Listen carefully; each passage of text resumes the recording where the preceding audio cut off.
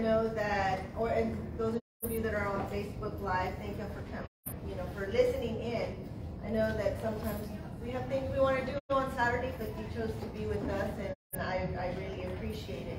My name is Diana Moreno Reyes. I am the president of the San Antonio Mission Indian Descendants Group. We started off as just a little family thing. Our family wanted to get together and do research. It's just life. And then people started coming to us, asking us, could we help them? And being the people that we are, we said, sure, why not? And so we formed a group, and there's 3 of us here today that are part of the original founders. One is on the way. And in October, we became a 501c3 because you just do that much amazing work. But one of the things that we wanted to do was to educate the community and help them learn, just like we did, how to get around the different sites and where to go to get the information. And so we've been very fortunate to form relationships with different people. And one of them is this amazing guy, Cristobal. Cristobal is a librarian archivist for the Bexar County Clerk's Spanish Archives and Special Collections. He earned his master's in history from the University of Texas at San Antonio in 2022. And don't let that date fool you, because this guy is awesome and smart and knows so many things. He's got his bachelor's in history from Tarleton State University in 2019. And during grad school, which is where we met him, he interned for the San Antonio Missions National Historical Park. And we got to know him then, and we just fell in love with him. And so his second report covered the history of the land tenure at the missions, and now he strives, like us, to teach everybody the history of the missions. So please help me welcome Cristobal. Thank you. Thank you, Diane, for your introduction. Thank you, Mario, for having me here today, and thank you all so much for spending your Saturday morning with me and us here. Before I get started on this presentation, I want to tell a little story on how I met Mario.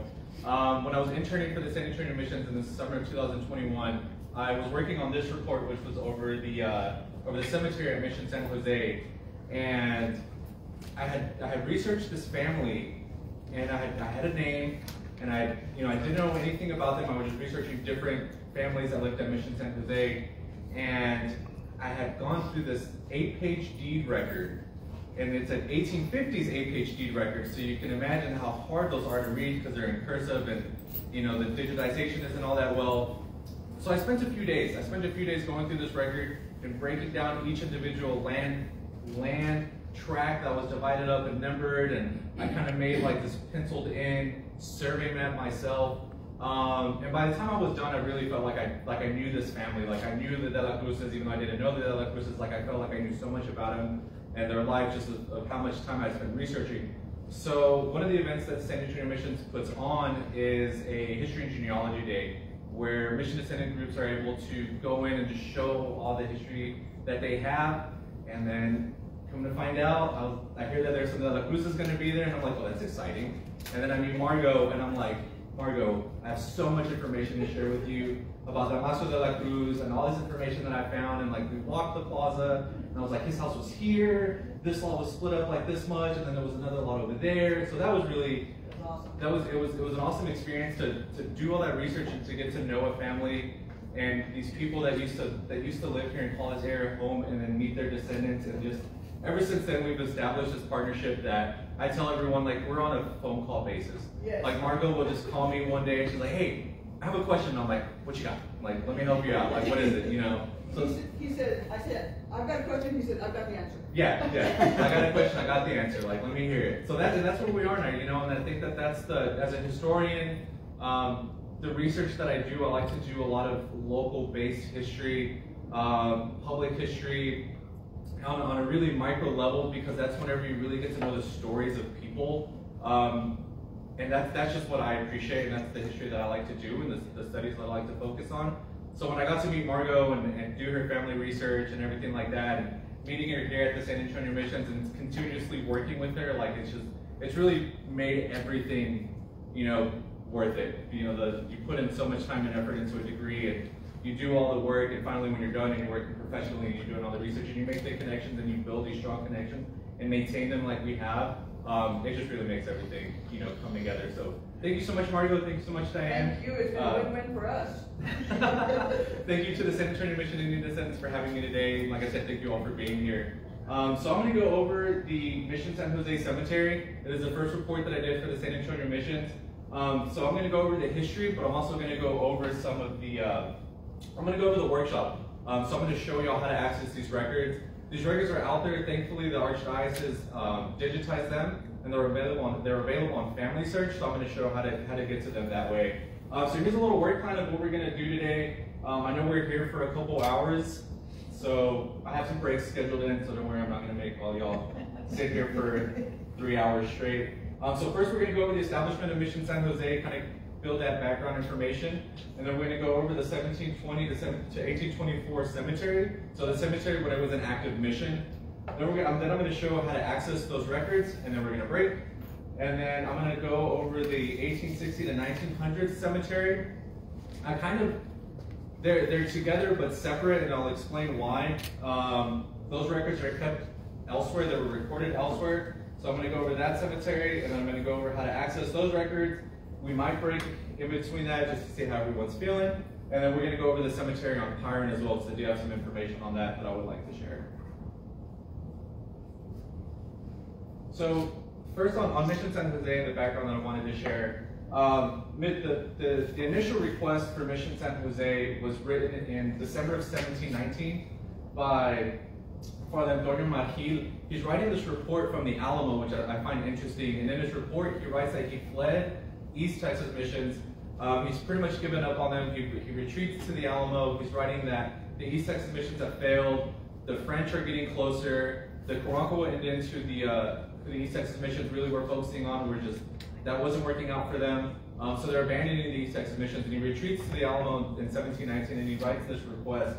And he's writing it to Jose de Azlor y Vitro de Vera, otherwise known as the Marquis of San Miguel de Guayo, that he wants to restart in San Antonio. There's already San Antonio de Valero here, and he wants to kind of restart Spain's mission strategy in San Antonio, abandon East Texas, refocus here, and he's writing for Mission San Jose to become the heart. And I've always found this really interesting, and I think it also explains on why Mission San Jose is so big compared to the other ones. He writes that he wants Mission San Jose to become the heart from where other missions could stem from. So I've always found that really interesting.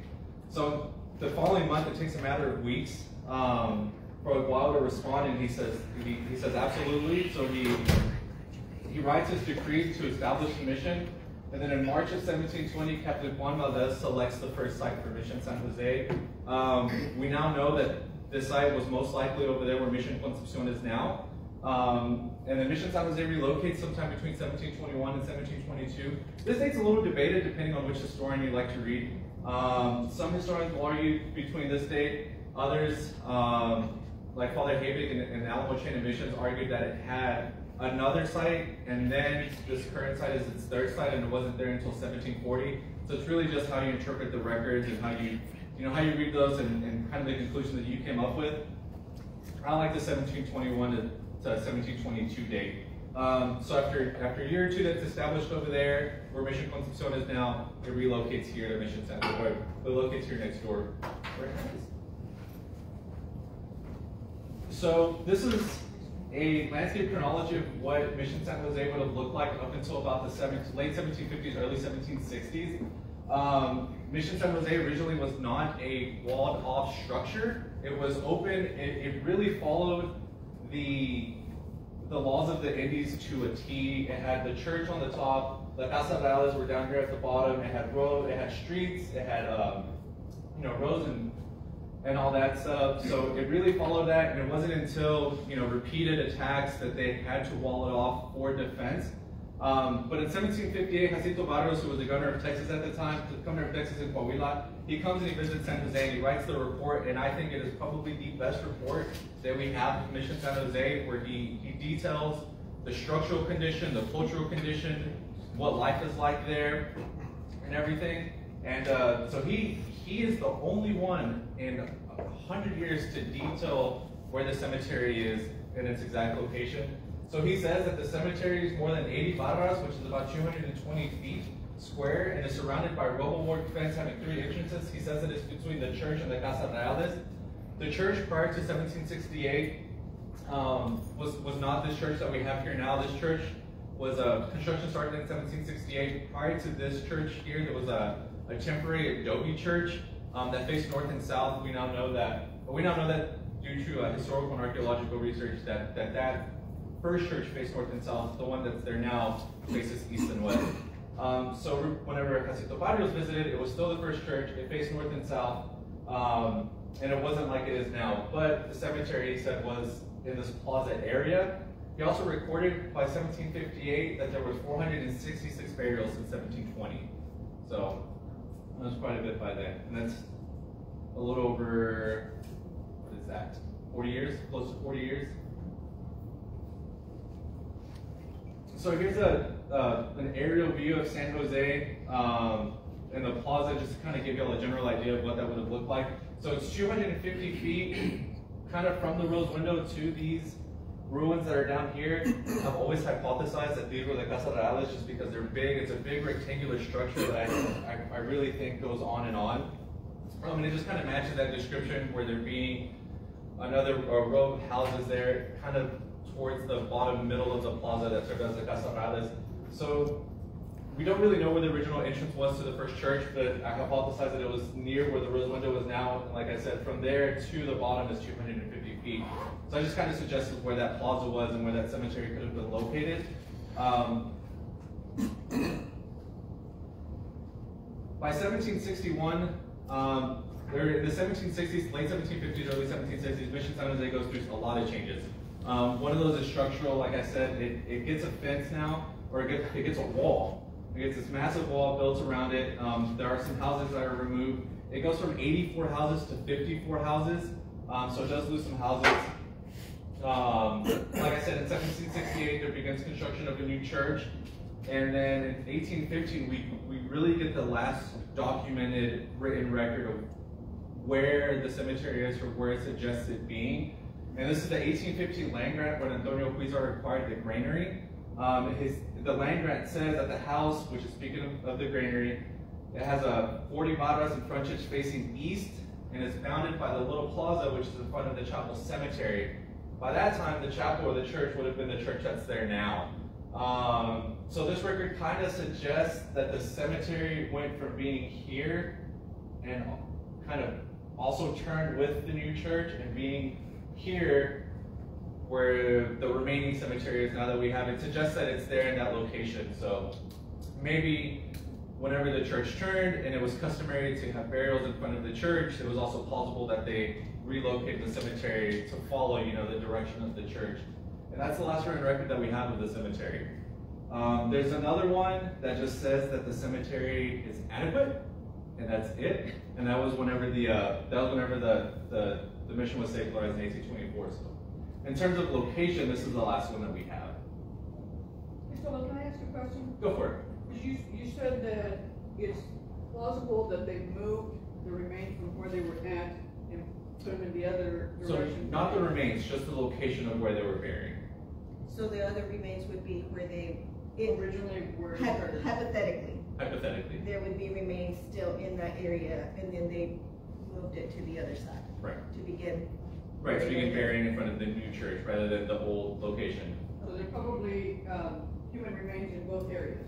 Hypothetically. Hypothetically. Okay. Thank you. So the last book of burials that we have, Mission San Jose had 3. And like a lot of burials back then, they got lost. I don't remember exactly how these were lost, but we don't have them anymore, but we have one, and it's the 3rd book of burials. And it records burials from 1781 to 1824 when it was secularized. So this is the breakdown of that. I went through and I made notes of the demographics of the people that were being buried. So this is what it comes out to. There was 352 burials, 181 of which were Native American, 28 Spaniard, 11 mulatto, 4 mestizo, 1 coyote, which I was asked earlier what coyote was, and it was a mix of mulatto and Native American, 1 French, which has always surprised me, and then 126 of which weren't specified. So that was the breakdown of that book of burials. And then this is the one that I'm going to show on how to access online. So once we get into the burial locations, there was a few places on where burials could have occurred. One of them being inside the church or inside the sacristy. We do have record of that. In that book of burials, it does note that Father Pedro Ramirez was buried in the sacristy in 1781. And then Father Jose Maria Salas died in 1790, and he was also buried in the sacristy. So we have that record. And then we also have Campo Santos. So Campo Santos came about because burying inside the church eventually was outlawed. Pope Boniface VIII, he okayed in the 14th century, but then kind of, I think it was outlawed in 1787. They said no longer burying in the church. I think we can all see why that was an issue after a while. And then anybody or just were the priests still buried in the church and everybody else outside? So after it was outlawed, the practice persisted a little bit. So like him in 1790, he was still buried in the sacristy. So it just kind of depended. Yes, sir. You know, like as Tom said, they moved. You could get underneath floor. And then I was born right at Mission San Jose. We used to play there, and we used to get underneath the floors. And there was a whole bunch of bodies buried there. Wow. And we were like, we got scared. We were like, I was like 8, maybe 6, 7.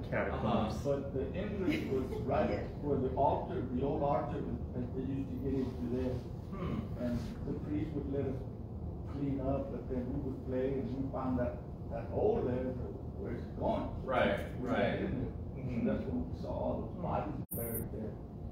Yeah, under the floor was definitely a location that in all the churches and all Catholic churches at the time was, whenever they were buried in the church, they would bury under the floor. But eventually you run out of room, and then it was outlawed, so that's when you get the creation of Campo Santos. And those were strictly for baptized individuals, so you had to be baptized to be buried in the Campo Santo. I've always heard rumors of there being another cemetery for non-baptized people that were at San Jose, which was likely outside of the walls, just because San Jose would have been considered a religious site, right? A holy religious site. So someone who wasn't baptized probably wasn't buried there on Would site. that be the one on Hiram? No, Not yet. not yet. Just like Mission Mileto, because they had an area where the federal building is. That's where Native Americans were buried that weren't baptized. Right.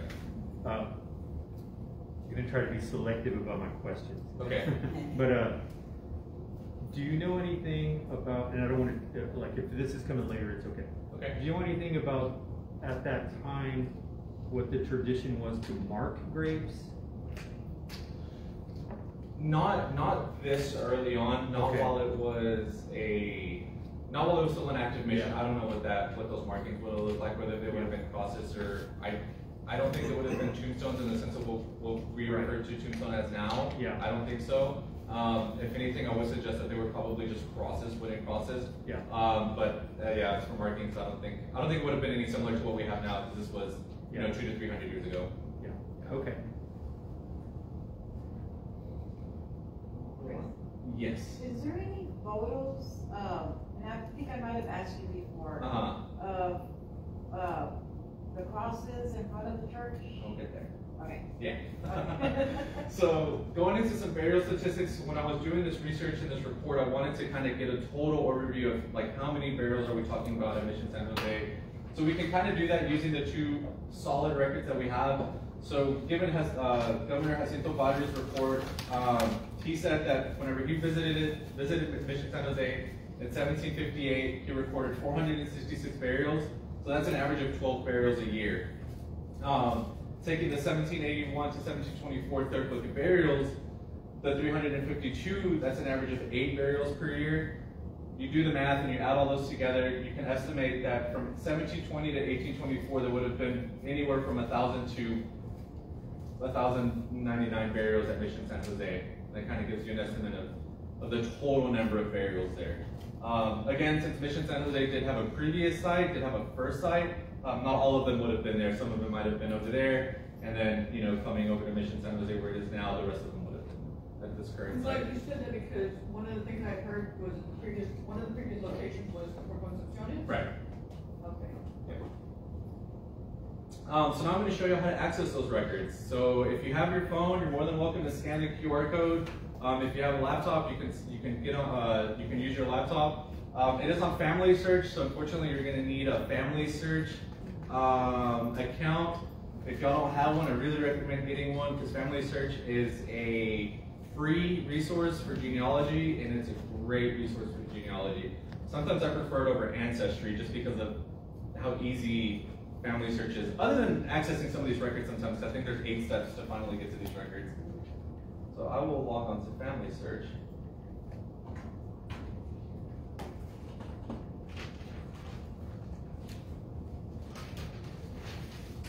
Perfect, okay. So when y'all are ready, I will proceed. I'll wait if y'all are gonna follow along on y'all's phone. It's a little different on the phone, but if y'all will follow along, I will wait a little bit.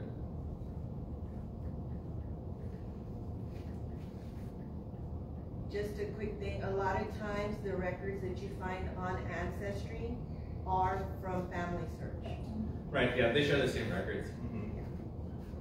And also, while we're waiting on that, I went ahead and I made some copies of the Third Book of Burials, the ones that we're about to see. So John Ogden Leal, in 1977, he went through and he transcribed and translated the Third Book of Burials, so that's what this is here. If someone didn't get a copy, we have an extra one. So if anyone would like a copy, yeah. So this is the Third Book of Burials, so this is just an easier way to read the records that we're about to look at. Because as you will see once we get in here, they're very hard to read. I will proceed on how to find those. So whenever you log into Ancestry, this is going to be your welcome page. Here's some people that I'm related to, just because I have done my own research about myself and my family. So the first thing that you're going to want to do is go to search. If you're on mobile, there'll be 3 lines that'll pop up on the top right of your screen. Then if you click on those 3 lines, it's essentially your search bar. So when you go on search, you're going to go down to catalog. So when you go on catalog, you're going to be introduced to this page here, Family Search Catalog. Once you're on this page, in the search bar, you type in the location. And then I do have a slide which outlines all of these, so if y'all want to take a picture of that to do at home, that'll be in the next slide once we get back to the presentation. So from here, you type in United States, comma, Texas, comma, Bear, comma, oh, I missed the Bear, San Antonio, and it's that one that pops up right there. All separated by commas? Yes. So United States, comma, Texas, comma, Bear, comma, San Antonio. So it's starting broad and then, you know, you're coming down. Great. Great. So once you type that in, you search it, and you're gonna get this list of records. So these are all the records that Family Search has pertaining to San Antonio, to Bexar County. Church records, the mission records, those are all going to be found under church records here. And it's the one with the 60 next to it. So that's where those are. Are our results the same as yours? Yes. Yes. Yeah. So after you click on the church records with the 60, that's how many records are under, or how many files are under that. You scroll down to this link here that says Parish Register 1731 to 1860, and then it lists all of the mission sites here.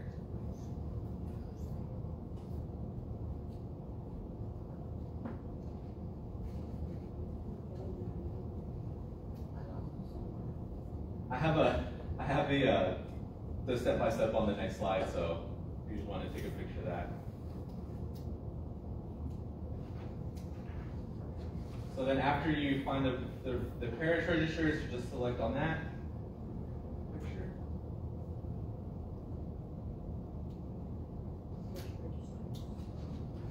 The parish registers 1731 to 1860.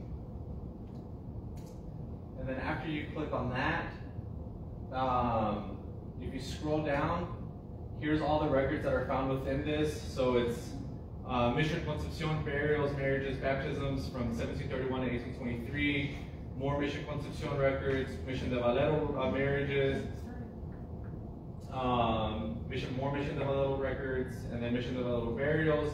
San Jose's are grouped into the second one where it's Mission Concepcion, and then after that it says Mission San Jose, and then Mission San Juan under that. That's where San Jose's are kept. And if you want to see those, if you want to see the microphone, you click on the little camera, which I think they could have used a better icon, but that's where they're at. So once you click on the camera here, it opens the microfilm. So this is a scan of the original document. They're pretty hard to read, and there's 377 frames. So just to kind of give you all an idea of what those look like, if you double click on one, it brings up the document. So you're able to see that. Some of these are in pretty rough shape. What is it, like sheepskin or something? Like I parchment? don't know what exactly the type of paper would have been back then. Yeah. But yeah, some of these are really bad. I will say, if you try to contact the Archdiocese, you most likely are not going to see this document just because of how dilapidated it is. They'll send you here. They'll send you to Family Search. These are in pretty bad shape by this point. So if I may, one of the things that we do when we try to work with documents like this, because they're really hard to read, is we will go in and we'll change the color of it, change the color of the font, and change the color of the background. Mm-hmm. And we just try different ones until we find one that's a little bit more readable. Right. So for Mission San Jose, if you want to find the Mission San Jose burial records, those start on frame 309. So the way that you can do that, one way is to just click 309 times until you get there, or you can just type in 309. I've had to do research before to where you don't have an index, so you're just sitting there going frame by frame by frame until you're finally there. So Can you repeat that again? So the Mission San Jose burial record, those start on frame 309. And then you can just search that up where it says image, and then you type in 309 of 377. Page 339. 309. Oh, 30. Yes, So a couple of things. One is, whose job is it? Is it somebody's job like yours to decipher that? So to decipher them, like you mean to transcribe them how they are? Yeah, to be able to read that. It can be. It is part of it. Sometimes whenever we have visitors at the county wanting to do research, you know, if it comes down to using microfilm, and we do have records that look like this as well in the county archive. It is. You know, we have to go in and we have to read it. It is hard. It takes a lot of time and practice to be able to do that. Yeah. Just because it's cursive Spanish, which is hard, and then it's also cursive Spanish and shorthand, which is even harder. Wow. So like they abbreviate a lot of words. You'll see some things like señor will be like S and then R, like really small R, that's like señor. Don is like D, big D, and then little N. So a lot of the times like that, so you kind of have to almost memorize like, okay, that means, that little abbreviation means this word. And then eventually it becomes easier, but it does take a little bit of time. Yes, ma'am. I couldn't find the parish records. I've got other records. It only goes up to 36 of them. Is it because I'm on my phone? Here, let me see. One of the other things that I was told about the Sacramento records, and this was with Jorge Luis Garcia, is that some of the verbiage is written in old Catholic Church Sacramento records verbiage, and some of that verbiage is no longer used. It's right there. So even if you're really up to date on the verbiage that's used on some of the Sacramento records today, it's not the same thing back then. I wonder if they use Latin. No, not that one. Yes. Yeah, they're doing some. Yeah. And it also depends on the priest, This one. where the priest is from. 1731 to 1860. Yeah. Yes, ma'am. Because we found some in And then you French click on too. that, Yes. and then you click on the little camera there, and there it is. You know, this isn't a side, but it hurts my heart when I used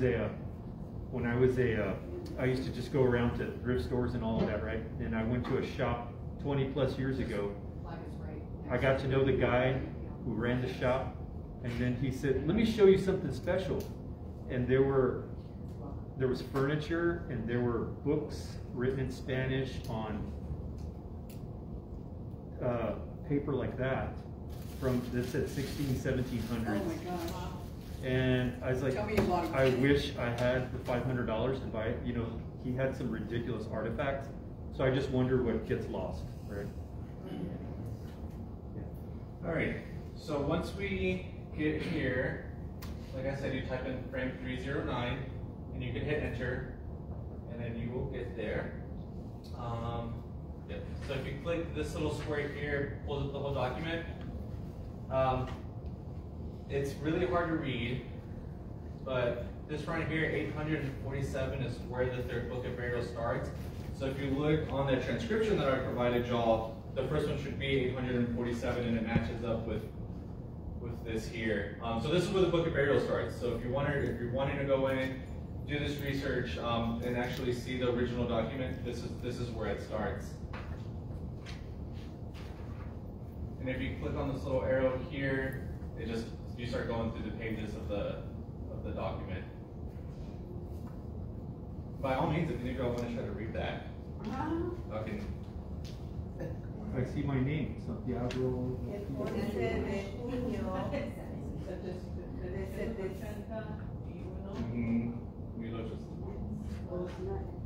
Yeah.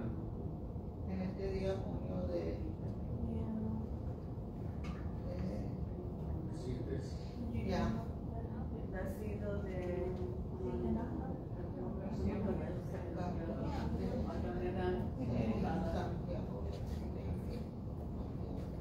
One of the things that these records, and what you'll see if you do go through this and you do start flipping through these pages, there are different priests so there's quite a few different priests at San Jose over time, especially in this book of burials. So you have different priests, and they all have different handwriting. Some of them write better than others, and also some of them record different information than others. So some of them, it'll name the person, who their parents were, if they were married, who they were married to, if they were a widow, who their spouse was before they passed away. Some of them will list out so much information. So when you're doing genealogy, burial records is a really great place to go, because it tells you can get, who their parents were, who they were married to. And the padrino sometimes, who the witnesses were, so you can kind of see who they were, related with or acquainted with. So burial records are a really great thing with genealogy. And then you have other priests that just list the name. And then this is where they were married, and then this is when they died, and that's it. So it's a real hit and miss. And you'll see that if you flip through the transcription. Some of them are different, some of them have more information than others. Some of them will even tell you exactly how they died, when they died, what they died of. It really just depends on the priest. So this is some of the records here. I can flip through a couple of them just to give out more of an example of the different type of handwriting that you would encounter. So this is another page. This handwriting is really nice, actually. Compared to the last page, this one's a little bit more legible. El día 11 de julio del año 1882, en la iglesia de Santa Misión, en la iglesia de esta misión, sepultara, and then the name, al cuerpo de Juan de la Cruz. De la Cruz. Yeah, de la Cruz.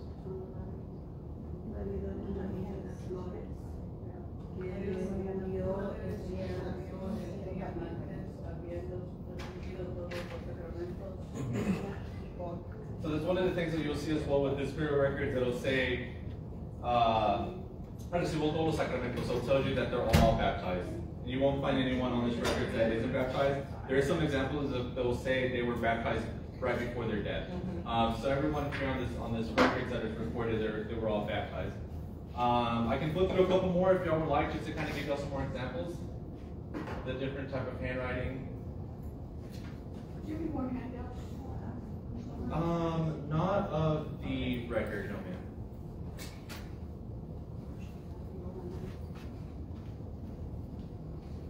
Some of the pages. This is very common to encounter. you'll start seeing what's written on the back page, and then they overlap, and it's really hard to decipher after that. They're almost impossible to read. So some records are some of the recordings, some of the entries are a lot better than others.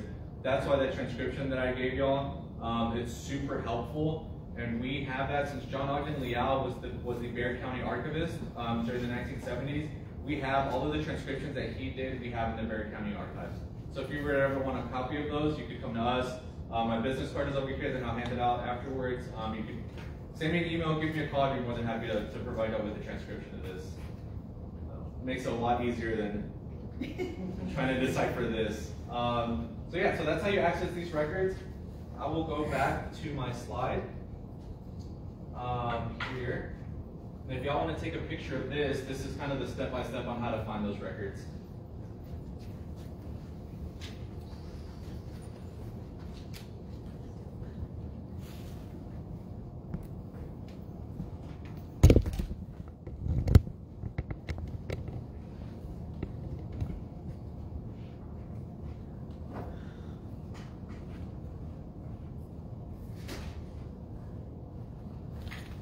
This will also be on our website. Oh, perfect. Yeah, great. Or on our Facebook page. And then, actually, we are at break time. So, I know some of you actually just got here, but yeah. We have coffee, we have fun, so please help yourself. Yeah.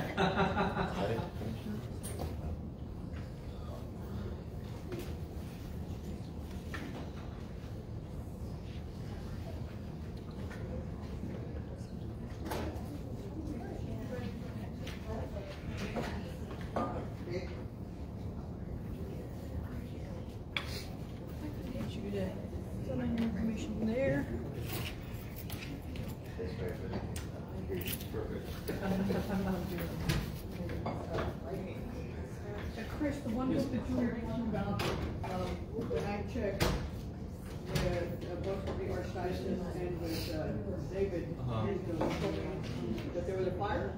Probably. I mean, fire and flood, those are the two. Fire and flood. That is the thing that plagues historians the most. This is why I've always wanted to see if I could go to Monclova, because I said that there are mirror records. Oh, really? Monclova.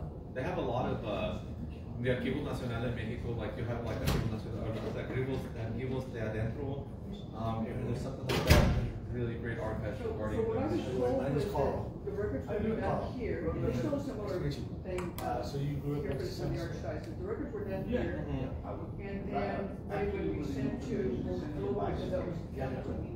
And that makes sense. Yeah.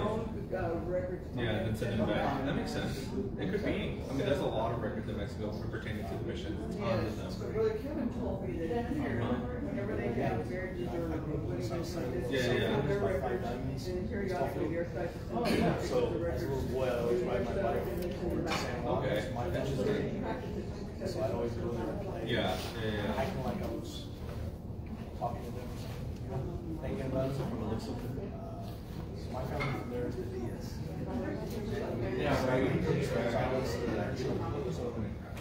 Gutierrez, Torres, Diaz, Zamora. That's six generations of great grandparents. Yeah, I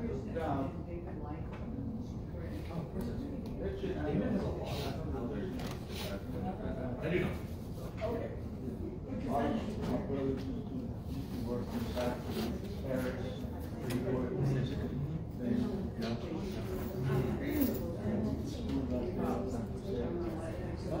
Oh, yeah, No, I don't know. Santiago. Yeah. I know these days.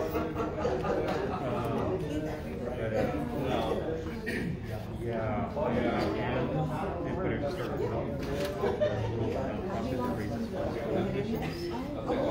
also on the city, but also it's called Mission Heritage. Right by Graph Road. Mr. Guerrero, I was listening to your story. You know what happens is over time, Let me that organization, it's been around 40 years.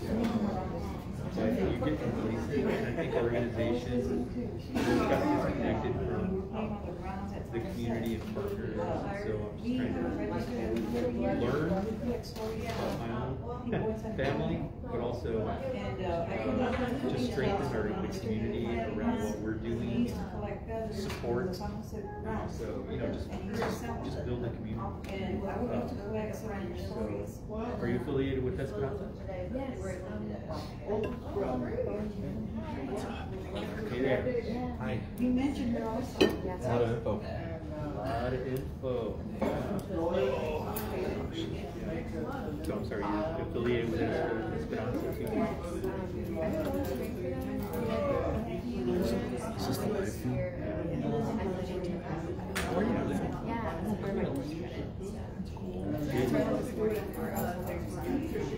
They do so much for so long. Yeah. It's impressive. We were talking about them yesterday at the MPCA event at dinner. We were talking about this about the center and just how like I don't know what this community would be like without them, honestly.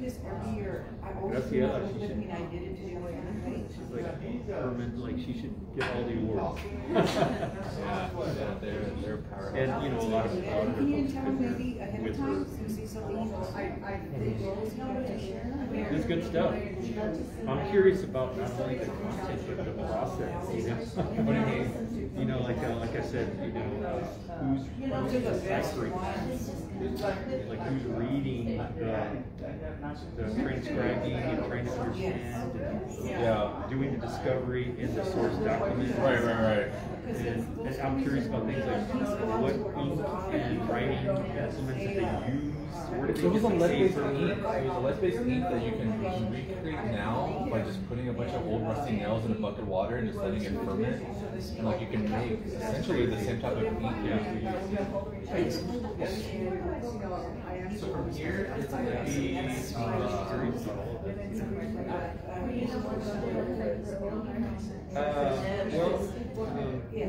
it's really, the whole thing is really framed as a workshop, right? So he's teaching how to and you know,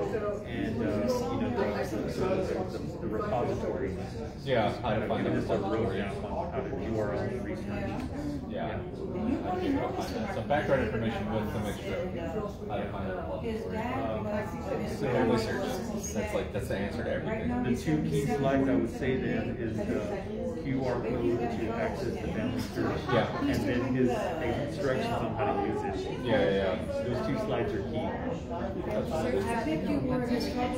Yeah, so it's like Ancestry, but it's free. And actually, like Ancestry. Ancestry drives me crazy because they're always trying to funnel you into profit.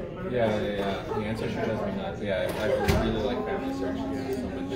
It's a lot easier. Yeah. To use. Yeah. So it's very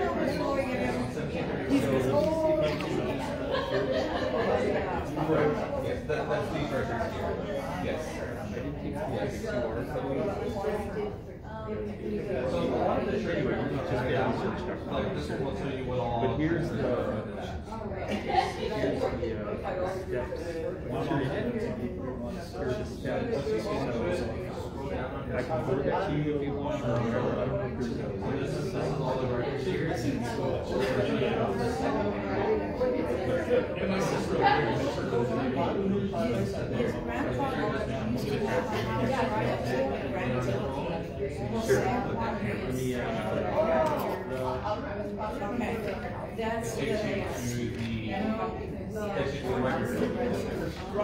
That's the microphone, then you go to page 309, that's where they start. Yes, ma'am. Yeah, all of that is in that. And I can always go back and show the slides, whichever slide I need to.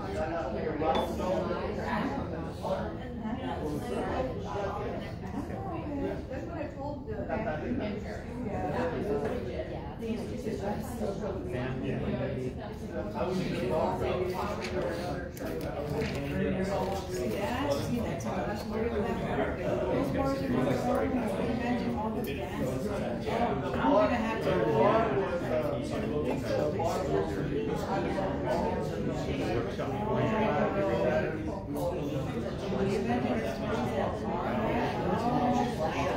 We're gonna become best friends. Those photos have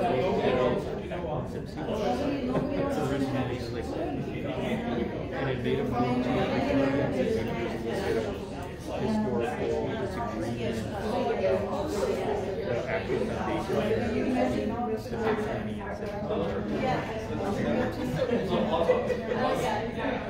the I'll get Danny together.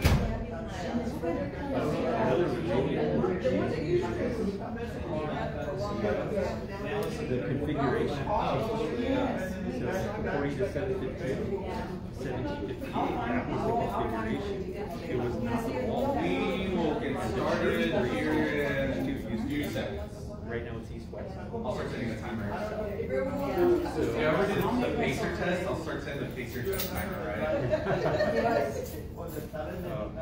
So he says That was him? graveyard. So for the first half of the presentation, we did do the colonial records. So the mission center was the active mission. So I covered a little bit about the brief history of the cemetery and where it was located, and then I showed how to get access to the burials from 1781 until 1824. So I can always go back actually. I want to take a picture of this. This will show how to. So this is step by step on how to find those records. There's lights.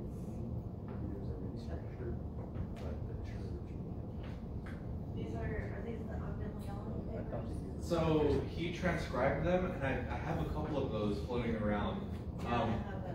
You have a copy of those? Probably sure. Those are great. Those are great. He put in a lot of work in transcribing mission records. Everybody have a copy back there? So, yeah, he put in a ton of work. Yeah, please, he was very contributed that he did them. Okay, yeah, that's page We have Okay. copies of all of his transcriptions in the Barry County Archives. So if anyone ever wants those, they can come to us. We can always go to the original, but like I was saying earlier, the transcriptions are just so much easier to read. Yeah, the originals are so hard to read.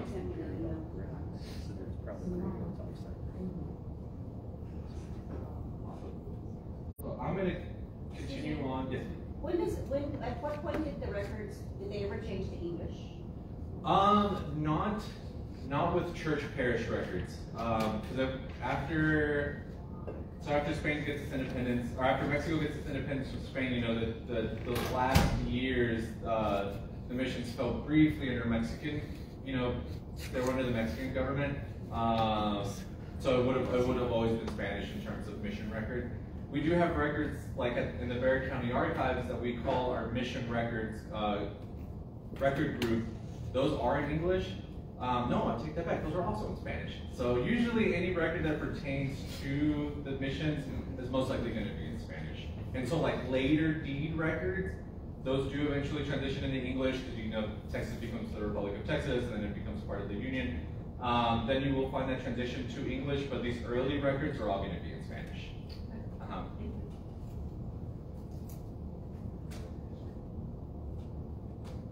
So then, now the second part of this workshop, I want to focus on the cemetery that you start seeing in pictures in 1860 or in 1870.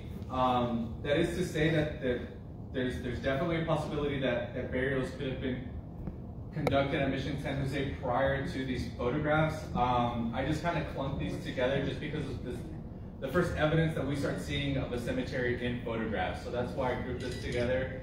But one of my other research reports that I did over land tenure at Mission San Jose, one of the things that when I spoke to a professor at UTSA about it, it's, just because Mission San Jose was secularized in 1824, just because the missionaries went on and they left the church to local control, doesn't mean the community stopped, right? The community kept growing.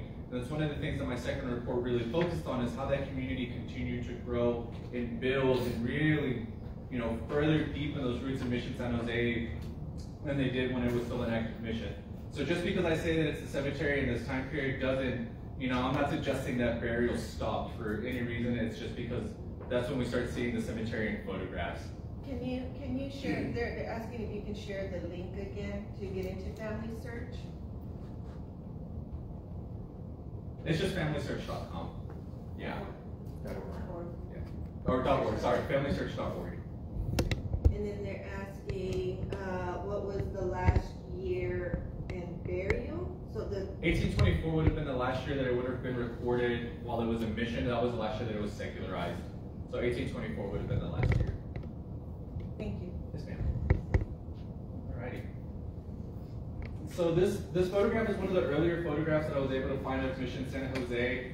It's from 1860, circa 1860. It's prior to 1868 because the original dome is still there. This is before the dome collapsed. As many of us know that the dome fell, it took the majority of the north wall with it. So this is prior to that. But the area that I want to focus on is the front of the church. You can't really make out anything. You can make out two people here. They look a little short, so they might be kids. But other than that, there's not much in the landscape going on in front of the church in the 1860s. So then you fast forward to 1873, and now this is when we start getting evidence of this area from the church starting to be used again as a cemetery. I've seen pictures similar to this, to where it just shows this one burial site there. So you can see how they fenced off the front of the church, and then in this back corner, which would be the back left, or I don't even know how you would say that. But to the left of the door, to the left of the entrance of Mission San Jose, you see one gravesite that's outlined by this little wooden fence. And that was really common at the time. For many reasons, some people say that it kept out bad spirits, and some people say that it's for grave robbers. It would stop grave robbers, or it would stop animals trying to get into the grave. So there was a lot of reasons on why you would do that, and then they would also kind of fence off family plots. So if they wanted families to be buried together, they would build a bigger fence to bury the families in there. So this is when we start seeing evidence of a cemetery kind of starting to kick back up at Mission San Jose. Fast forward into 1880, we can see a lot more grave sites there, and they're all outlined by these little wooden fences. And I'm also listing the repository on where these pictures can be found. So this one's from the DRT library. The previous one was also from the DRT library. And then the first picture that I showed is on the UTSA Special Collections. So those burials, that's to the left of the building?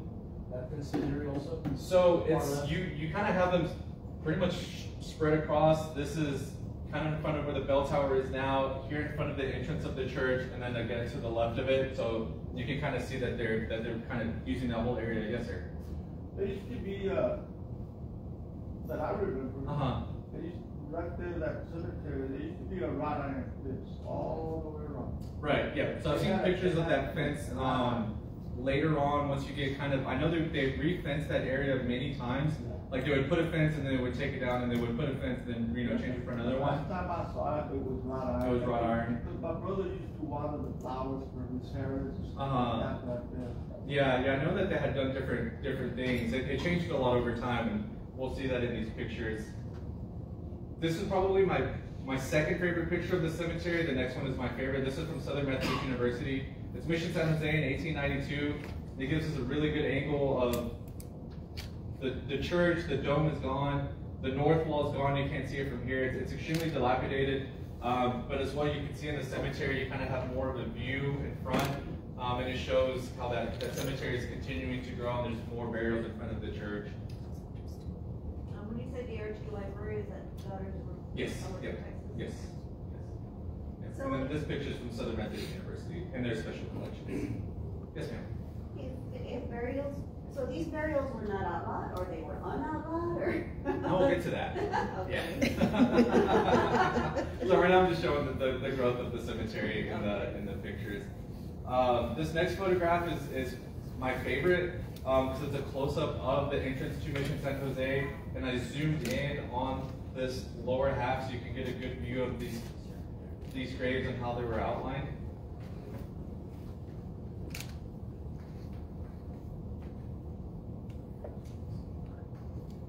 And this photograph as well is from Southern Methodist University. It really is. It really is. It's I actually cropped it. It's part of like almost like a postcard that I cropped out. Yes, so this is the main entrance to the church. So it gives you an idea on how dilapidated it was. I know I keep using the word, but it was in rough shape. I mean, this statue here is completely gone. Yeah. Is this when the relic hunters came in and started taking things from the mission? Because I read about that on Ancestry, had all sorts of newspapers. Talks about the relic hunters coming in from the east and plundered Mission San Jose. I didn't think the doors got stolen. So like I've always read that the original doors were just taken. And then, they're beautiful doors. Yeah, who knows what happened to them after that. But yeah, I mean, you can even see inside the church, there's a tree growing in the church. The floor is pretty much all dirt by this point. But yeah, here we have different graves. You can count maybe 1, 2, 3, 4, 5 just in this picture. And we pointed out this little stick or piece of wood here with the rock next to it, which could also mark. Which could also be marking a single grave or a single burial. So, Santiago, you asked me how they were marked. I mean, this is later. This is late 1890s or early 1890s.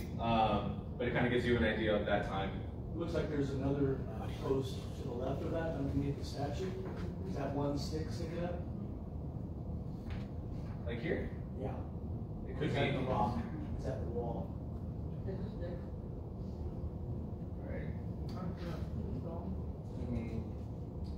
So then, by the end of the 1800s, end of the 1890s, going into the 1900s, there's more interest in restoring Mission San Jose. By that time, the Dean de Zavala chapter, the Daughters of the Republic of Texas, had done some work at Mission de Valero, the Alamo, in restoring some of it, and then they turned their attention to Mission San Jose.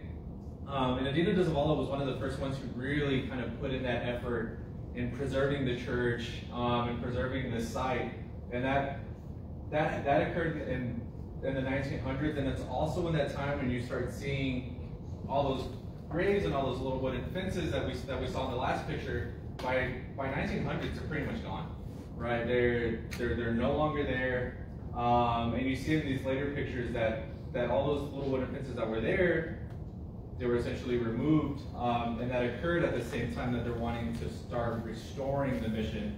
So it's kind of one of those things that I hypothesized that once more attention was put into restoring the church, that they no longer allowed burials there. They said, we can't be doing this anymore.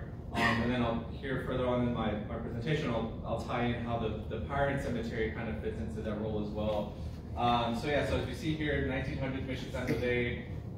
We can see the tombstone of Juan Cuizar there.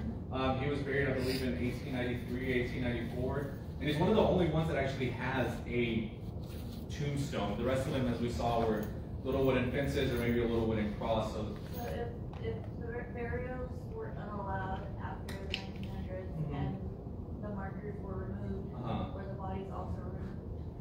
That is one of the things that I was tasked to find out, because there have been some rumors as to whether they were moved to San Fernando number 2 or San Fernando number 1, or what happened to them. I wasn't able to find any evidence of anything, to be honest with you. Whether they stayed or whether they moved. In regards to written documents, I wasn't able to find that evidence. There's some San Fernando number 1, the first one. The first one? Yeah, because you can see still some gates in the back of the church. Yeah. Yeah. And then the Cuizar family donated the doors to the church. Okay. Wow. They're my cousins.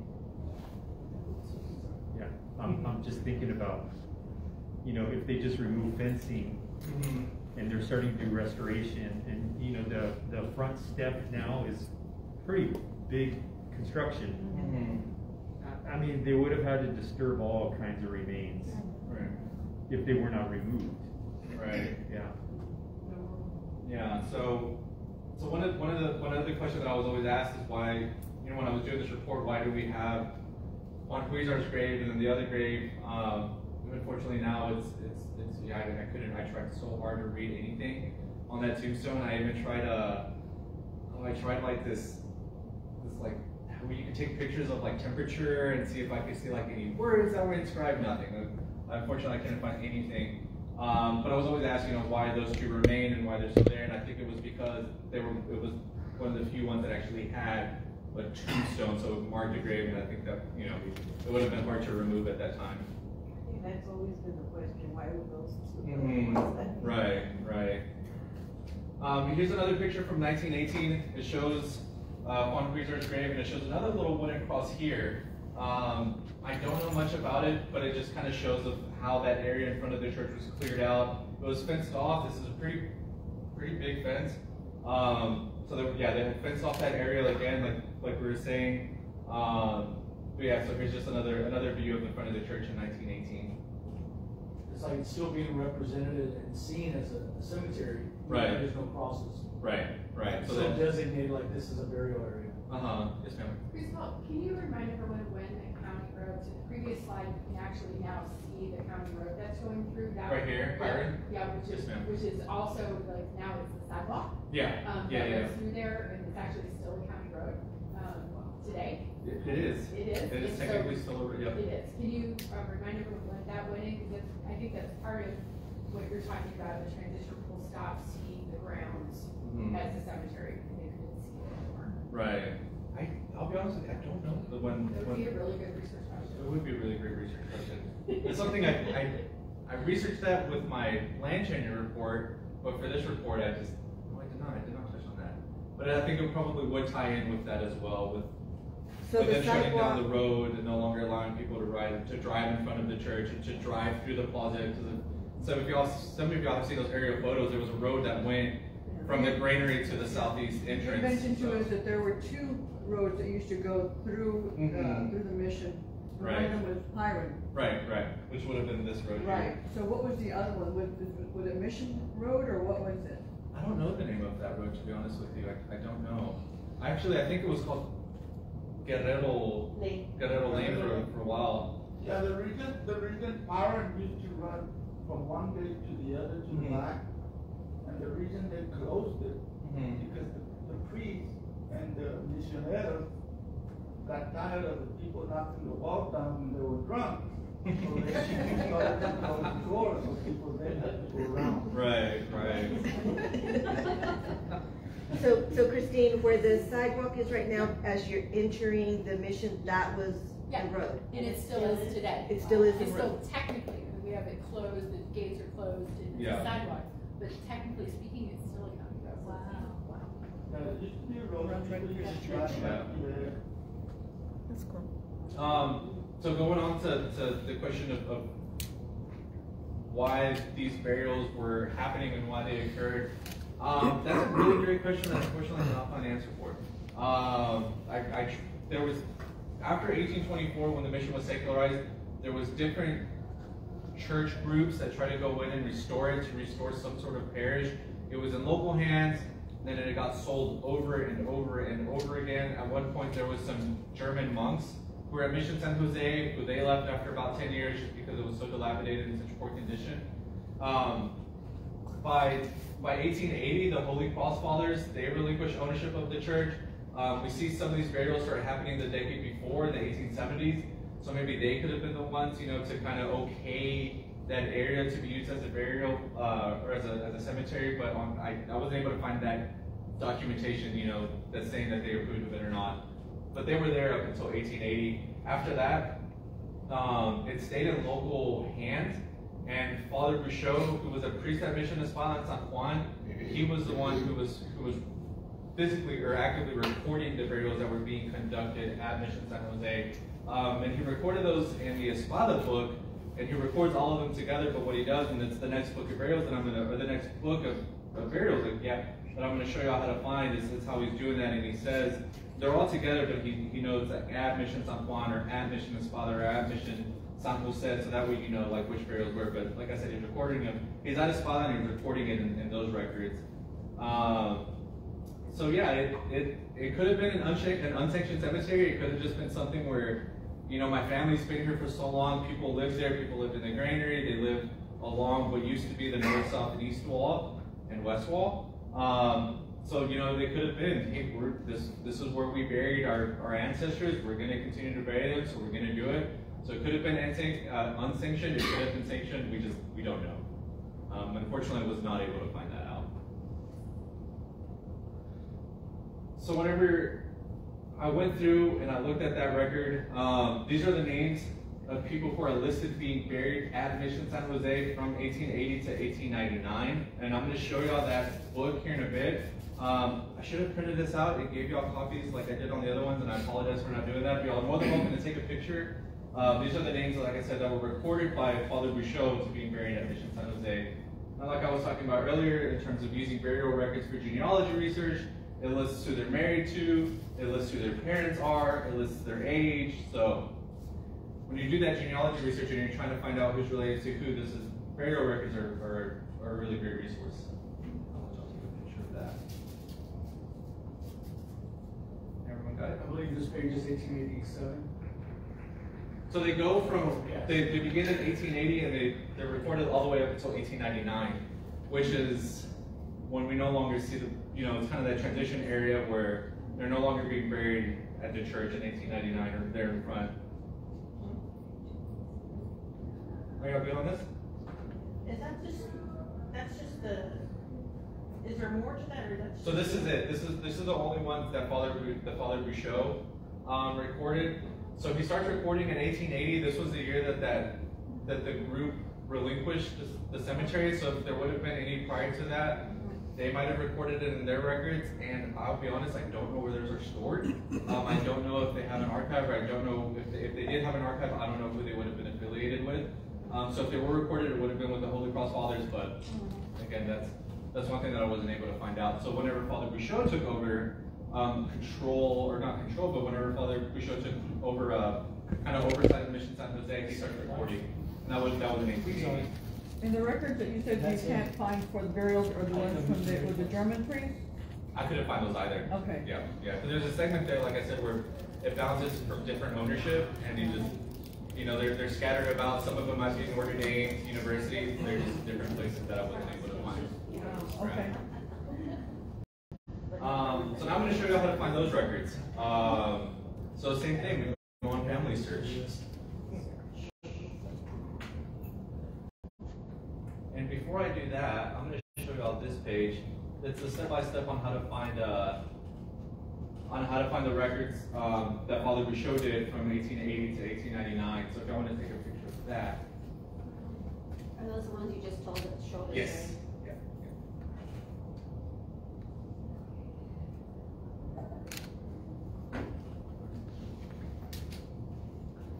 And just from a genealogy perspective, the John Ogden Leal's records are great, but when you're doing genealogy, it's always better to have a copy of the original document. Yes, the original is always.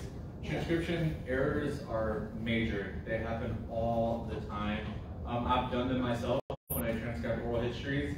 I'm writing something and I'm just going through and then I'm reading back and I'm like, oh my gosh, this is not what they said. Like, this is the wrong word. So errors happen all the time. If you can find the original, locate the original, it's always great to use that. And not just that, John Ogden typically just gave you like a quick summary. Right. He didn't transcribe the record. There's also with what she said with Mr. Garcia with the stuff we have today, the OCR programming.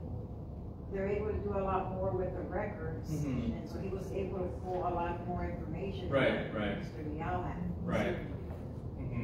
So you're able to pull a lot more information off of it. Yeah, then. Right. So a lot of stuff was missed back then. Yeah. Not that he wasn't able to do it, so it's with what he had. Right. Yeah. Technology upgrades and you're able to do more. Exactly. You're able to do so much more. There's even some where you can put the old records that I showed y'all from the last one. You just darken it up some. Yeah, there's websites that'll kind of clear that up for you and help you find things. They find tags, find words, things like that. So right, so we go to family search. Same few steps as the last book. So you go to family search, and catalog again. And you type in the same date, or you type in the same information, which is United States, Texas, Bear, San Antonio. And then all separated by commas.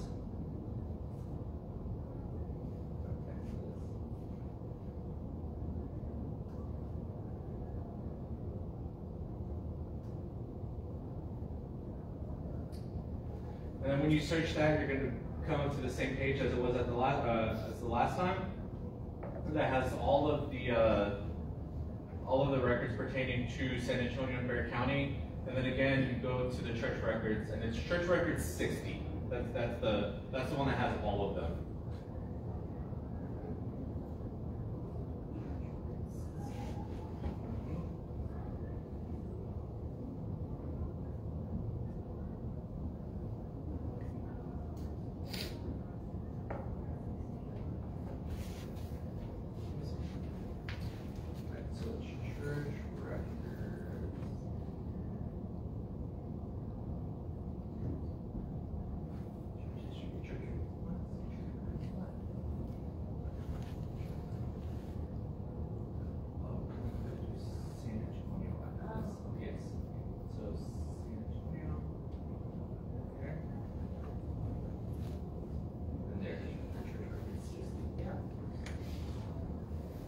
Then after you click on Church Record 60, you're going to bring up all of them.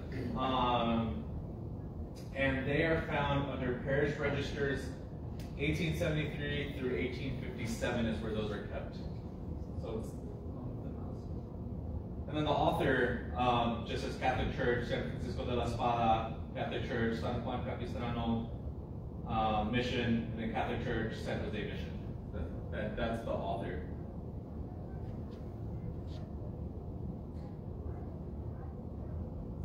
And this is all listed on the slide that I showed you with the instructions. So after that, similar to the last book, you click on it, and then you scroll down, and this only has one list. So again, you click on the little camera under Format, and that it's going to bring up all of the microfilm. So these have a lot of different records, baptismal, marriages, burials for Mission San Juan, Espada, and San Jose. So San Jose's, I believe, let me go back and double check, where it start on 224. So again, with the last one, you can just kind of go through and you click all of them if you want. There's 637 records on here, so I don't recommend that because it would probably take a little while. But yeah, so if you just type in 224 there and you hit enter, it'll take you to that frame. Then that frame will be outlined in this box. So after that, you can either just double click on the frame, and it'll open it up. And then if you click on this little button, this little square outline, it toggles the full screen view, so you're able to see the whole thing. So here's where Father Brichot started recording burials, and you see what he does here. He has a la espada. I always wondered why he did a la, because that's not Spanish. He was French, so that's how you would say at French. I didn't know that. So that's what he has. I was like, why is he doing that? Why is he saying and espada or something? Yeah, or, yeah. What is going on here? So he's French. And I was like, oh, that makes sense. So we have a la espada, a la espada. I think when he doesn't say where, I believe he's talking about San Juan. So these don't say, he just says enterrar el cuerpo de, and then enterrar el cuerpo de. He's not saying where, so I think that those are at San Juan. So San Jose's start in 1880. So right now we're in 1876. So then here you actually do have to click through the frames. So we'll get to 225. Now we're in 1878. Let's see, we're still in 1879. So 1880.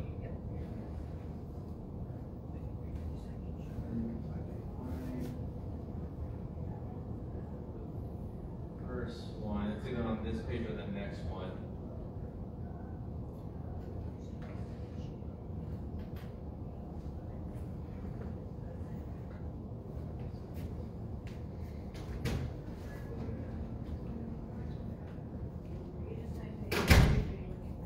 I'm looking for the ones that start at San Jose. So yeah, because he just has Rin and San Jose.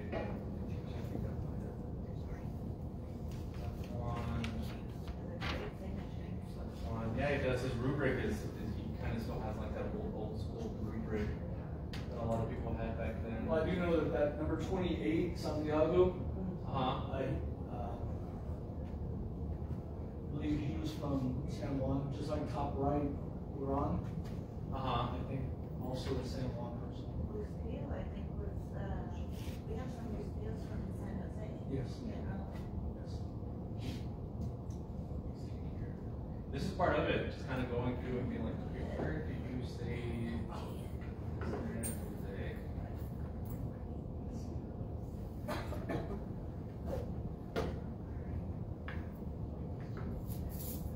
There we go. So he starts listing San Jose. So that's what it'll look like here. San Jose. And a lot of times it's really similar to San Juan. So here's another one, San Jose. Here's Bruno Huizar. Here's Jose Maria Escalera. Prominent families at Mission San Jose. So that's how he starts recording them. Once he starts picking up burials at Mission San Jose, that's how he's recording them. Trying to see other ones. Here's another San Jose, Claudio Guerrero, who we were talking about, buried at Mission San Jose here. So they really start picking up once you get into 1880, 1881, 1882. You start seeing a lot more San Jose burials. So and that's how he has it and then San Jose. And I can I'll zoom in on that.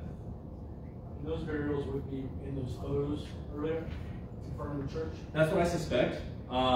That's what I suspect because he's recording doing burials at Mission San Jose. I don't think the Pirate Cemetery was established by this time, and I'll show why here in a little bit. So we have pictures of burials in front of San Jose, and then I found these records, and I was like, these kind of go hand in hand. These records along with those pictures. So that's in front of San Jose. That's what I suspect. Can you read that up a little bit so I can remember 48? Number 48. Yeah. Luckily, Father Bishop has really great handwriting. So you can read this pretty well. You can read this really well. And he gives a lot of information because he's even putting how old they are. Yep, he was putting how old they were, who they were married to, and if they were young, and if they were married, who their parents were. How's your Spanish translation? Pretty well. So we can send you something? Good to know. He hesitated. Are you know where we can see the year? Which one? On that page. You're welcome to ask us to on Show the whole page. on our Facebook. You probably want to go to the top. There's something I have for somebody in Louisiana, Beaumont. He has African American Lineage. Yeah, and he's known that he's coming from Mexico and now One of us will answer. What's his name? Oh, the year, yeah, I think the year, because when he begins a new year, he puts 1882 and stuff like that. So I think that would have been on the last page. Yeah. I can go back. All right. Because it says it died on that date, but it doesn't say the year, so I can see the time. Right. Well, sometimes he writes it really big like this. Yeah. In 1882, 1882. But this one is in 1881. Right. Oh, so this is when he starts 1882 here. So 1881's there. Then when he starts 1882 burials, he writes it really big, and then it's small afterwards. And then 31 de enero de 1882 in San Juan. Then he records burials in this book until 1899. And those are towards the. Let me back out real quick to see what the last burial for San Jose is in frame 246. So there's quite a bit of frames and burials. And if you're doing research on the Espada and San Juan, this will also be helpful for that. I didn't do much research as to the location for those two cemeteries because Espada and San Juan have other cemeteries, like the one at San Juan is over by the Acequia, across the street. And then at Espada, you have that other little cemetery that's on Cemetery Road that's kind of tucked back there. Cemetery Lane. I don't know if these pertain to the burials that occurred at those cemeteries. Like I said, I didn't do research on that one. I mainly focused on San Jose. So that would be a good project for someone to. A lot of those burials at the Cemetery Lane, they're later burials. Some of them are pretty early. Some of them 1860s maybe. Well, and then these are 1884, so that's why it could have been there. Like I said, I just haven't done that. But if anyone's ever interested in doing research on that cemetery or research on the San Juan Cemetery, here's where Father Bishop recorded those burials. He looked at you, We have a list a mile long. I feel like I added so much more to that list when I was there. Like, That's what research is supposed to do. yeah. You do one project and you're like, you know what, I missed this other thing. Yeah. I might have not answered one question, but I need to ask like 20 more. Yes, ma'am. Family search will also include birth records Yes. and marriage records? Yes. Okay. Yeah, and a lot of those are recorded. They're not grouped. Actually, I think they might be grouped with this one, just not in between these frames. So this is what they'll do with they'll group different books, so like marriages, baptisms, and burials, all within one big grouping frame. So here we have 637 frames, but this book of burials only pertains to like 30 or 40 of those frames. So there's definitely a lot more information in this microfilm group than just this. If you do want to do baptisms, which are also great for genealogy, I mean that lists, like we were talking, parents, padrinos, all that information, marriages as well. Sometimes it plays. Yeah, sometimes it plays. If you do marriages, some of them will even list like who the people were, who the paternal grandparents are, and who the maternal grandparents are. So they're really useful for genealogy research. So if y'all are okay with seeing this, I will back out of it.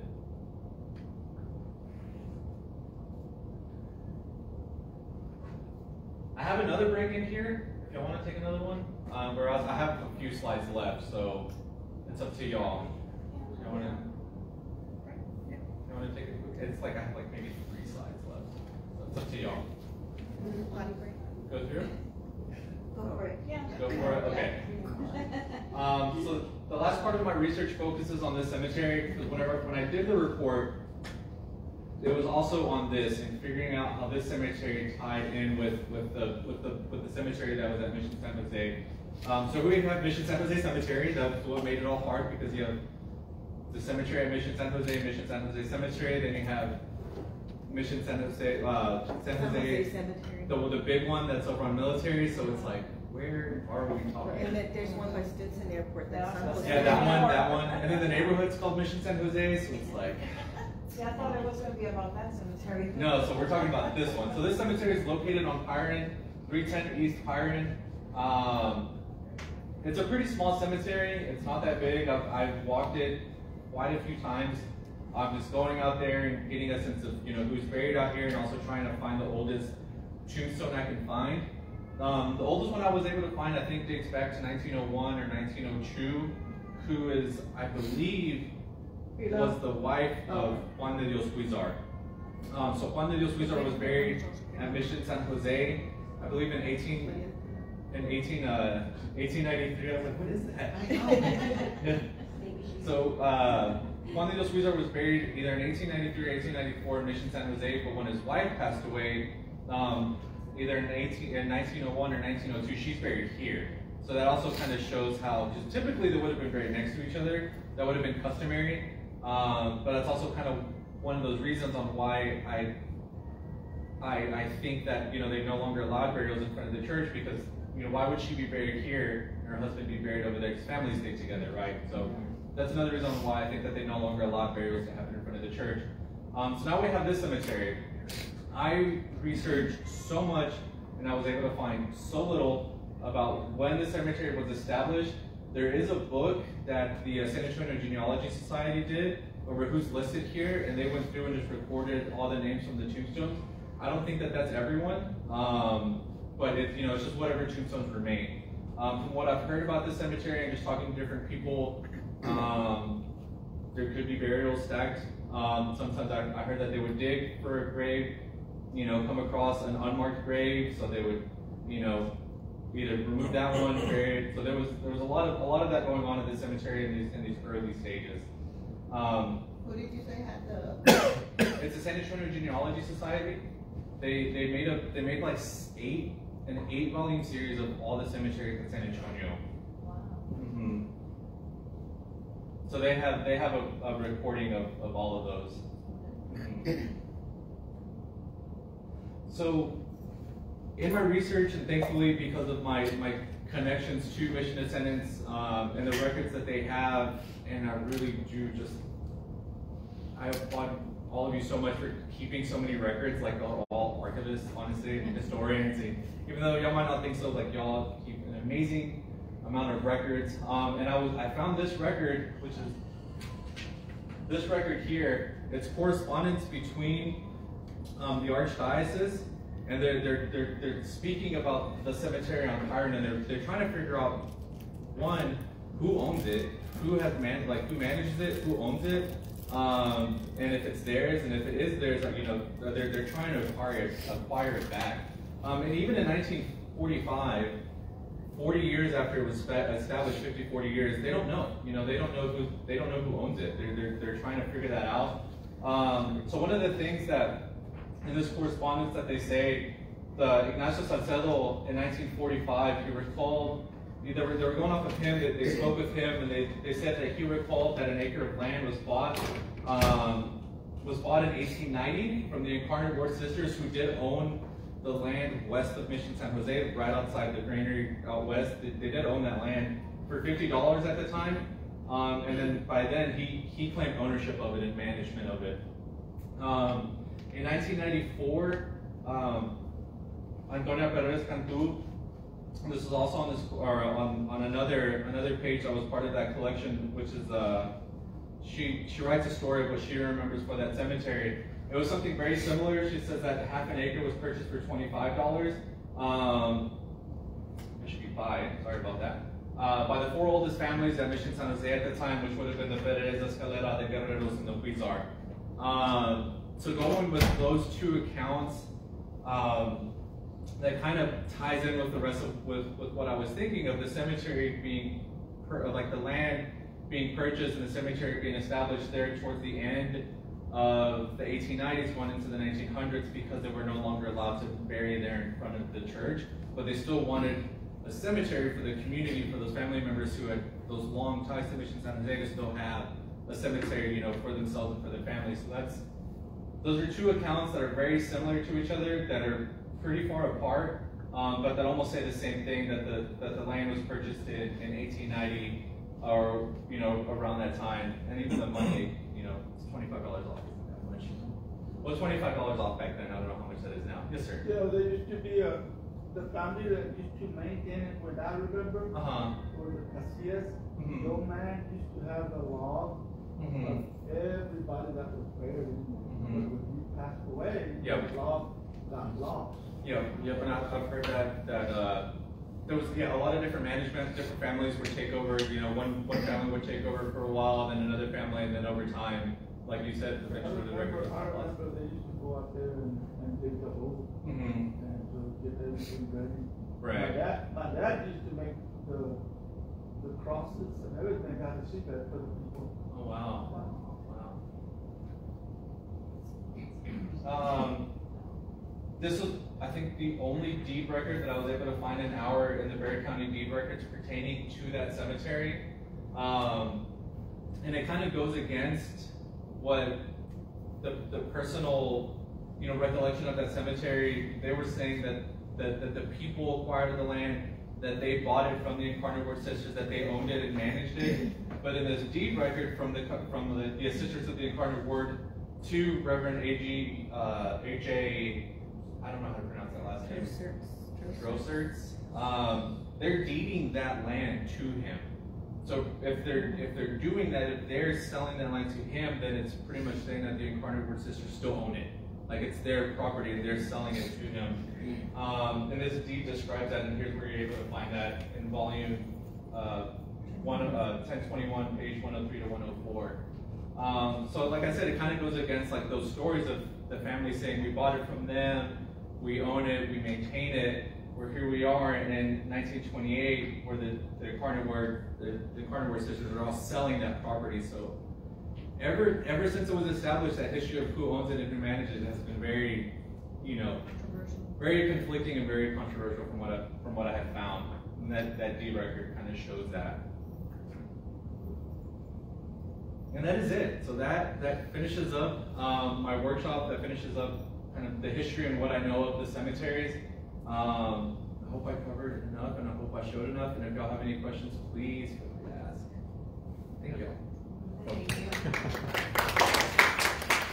you. Yes.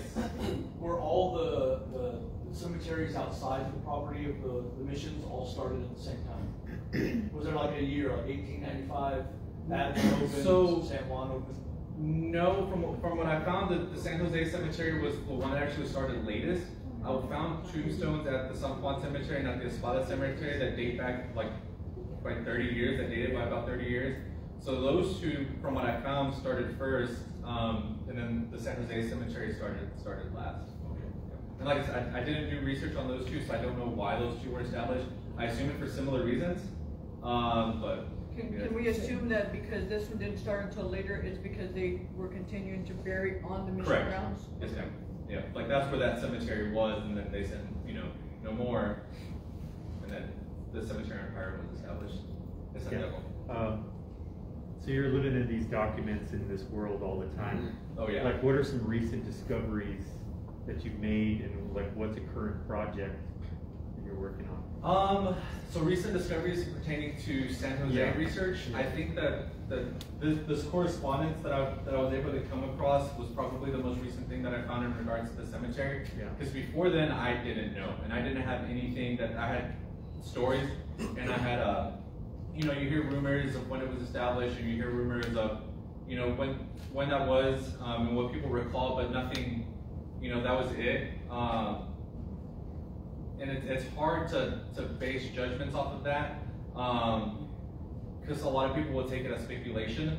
You know, so when I came across this correspondence, then we have written record of people speaking, you know, to different people and writing down what they recall. So that was probably my most recent find. Honestly, when I found it, I was like, yes, like, this is what I was looking for. This, you know, does it prove it? Maybe there's a high percentage.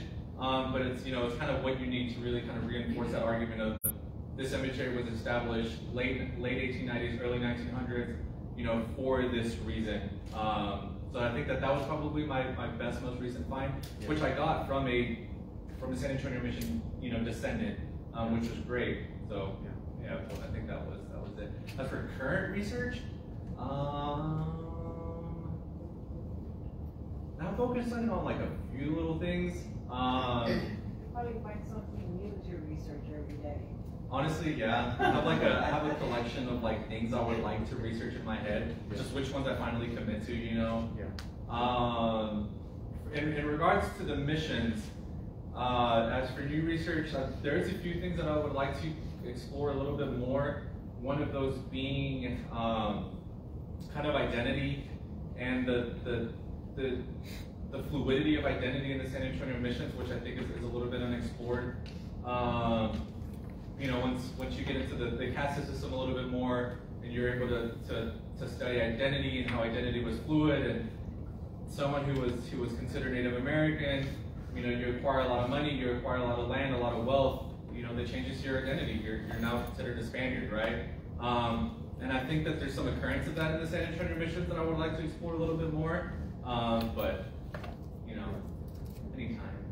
Yeah. Stuff like that would take a while. Yeah, that would take a while. But that is something I would like to. Yes, ma'am. 2 questions. Yes. Do you have a card? Yes. Okay, good. And second question, when you mentioned the first 4 oldest families, Bettis, Escalera, Guerrero, and Tucson, when they came to Bettis, was that person or that family in charge of or there's the Bettis land grant that, I don't know if you've heard it, the Bettis land grant allowed for families to purchase land like south and southeast of Bexar County and to Atascosa. Was that part of that name associated with them? Or? I'll be honest with you, the Bettis family, I think out of the 3 is the one that I probably studied the least. The Escalera family I knew a lot about because there was a point where they owned the majority of the east wall properties. Like they owned almost all of it along the east, what was the east wall. And then I studied the Guerreros a lot because they had acquired the majority of the south wall properties, what was the south wall. And then the Huizars, I mean, you know, their history is well known. So the Bettis family is one that I probably studied the least, just, you know, so that when I mentioned that they were the 4 prominent families, it's what Antonia Perez Cantu recalled in her recollection of that. So That's why I put that up, saying that, you know, she was the one that said that that property was acquired by those 4 families. But that was the one, like I said, that for some reason I just... So now, were those 4 families there from the beginning, or when did they come in, or? That's something that, I think it's in different times. To give you an exact date, I don't think I would be able to, without kind of going back and looking at my notes.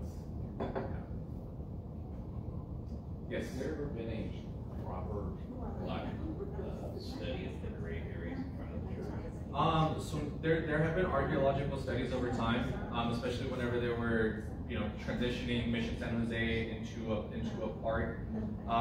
So there have been archaeological studies, not one dedicated to the cemetery. I don't think that would happen because, you know, that would be a lot. But there have been different archaeological studies done there, you know, in the church, in the convento, over by the Ezequiel on the north wall, but not one dedicated specifically to the church. I mean, to the cemetery. Where would you find those? The Center for Archaeological Research at the University of Texas at San Antonio. They're the ones that do a lot of the archaeological research, and they have all the reports on their website. So I could add from the National Park Service. The National Park Service is scheduled to receive funding for rehabilitation and stabilization of the Indian quarters, which is San Jose, in 2026.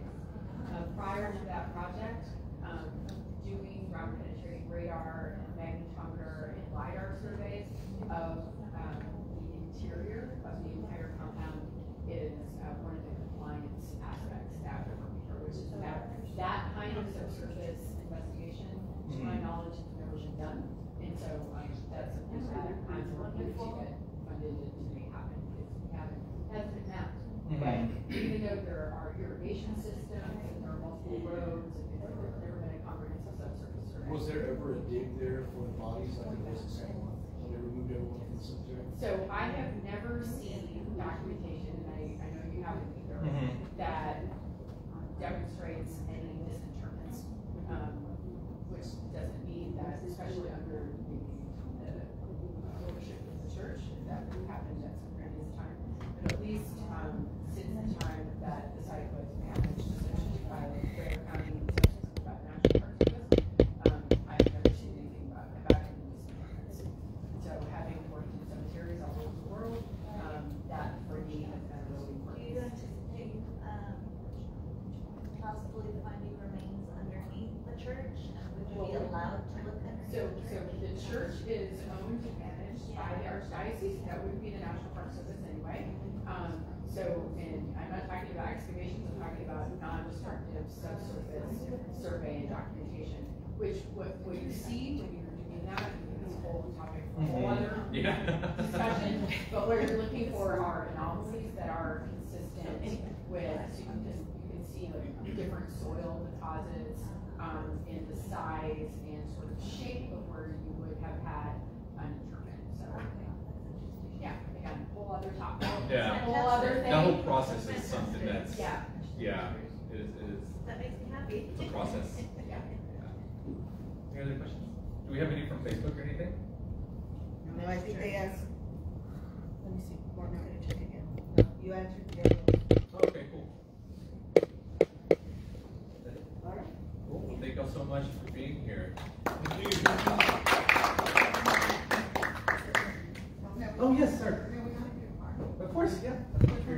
So thank you so much for coming out. We want to appreciate you guys spending your morning with us. Cristobal, you were amazing. Thank you. As always, yes. So, not to take anything from Cristobal, but our next series next month is on DNA. And so, if you've already done your DNA, we would ask you to download your raw data and upload it to GEDmatch.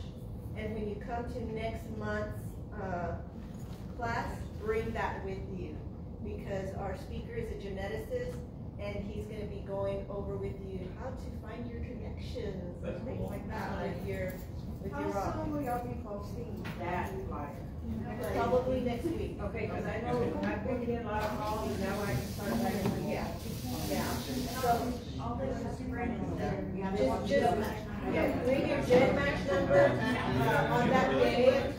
bring your dead match number, and if you have any type of information, it's just like your parents and grandparents, literally the bring nearest that house with trailer on the other you. side of the woods. Thank you so much, and we'll see y'all next month. Please take some goodies, because My we job still is have to plenty bring of that.